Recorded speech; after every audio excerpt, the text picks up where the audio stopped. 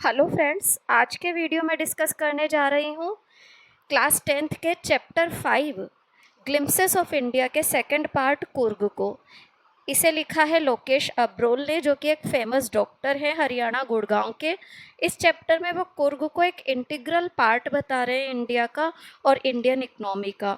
मैसूर और मैंगलोर के बीच का स्वर्ग का टुकड़ा कहते हैं वो कुर्ग को। और अपना ऐसे स्टार्ट करते हैं। इस ऐसे के अंदर उन्होंने कुर्ग की इकोनॉमिक और साथ ही साथ में नेचुरल ब्यूटी को हमारे सामने प्रस्तुत किया है। कर्नाटक की सबसे छोटी डिस्ट्रिक्ट है कुर्ग या कोडगु, जो सदाबहार बरसाती जंगलों, मसालों और कॉफ़ी प्लांटेशन के लिए फेमस है। इस जिले का 30% एरिया जो है वो सदाबहार जंगल है और मानसून के मौसम में काफ़ी हेवी रेनफॉल यहाँ होती है। जब सीज़न ऑफ जॉय शुरू होता है तो सितंबर से मार्च तक हवा में कॉफ़ी की महक घूमती है।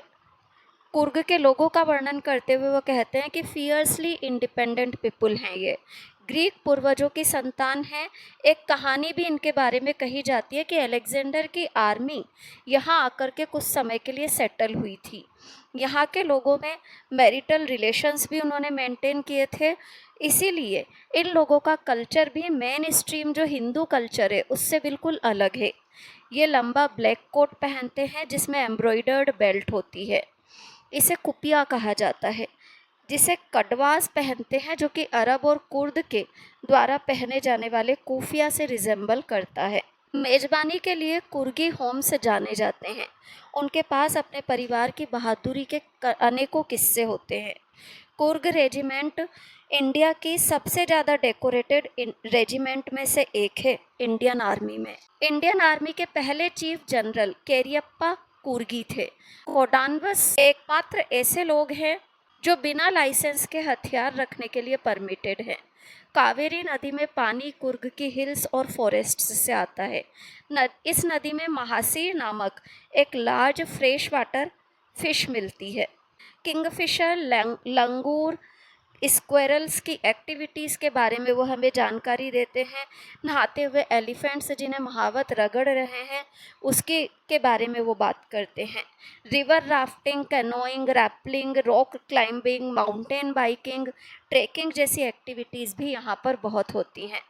ब्रह्मगिरी हिल्स जो हैं एक पेनोरामिक व्यू देते हैं और पूरे के पूरे प्राकृतिक दृश्य का।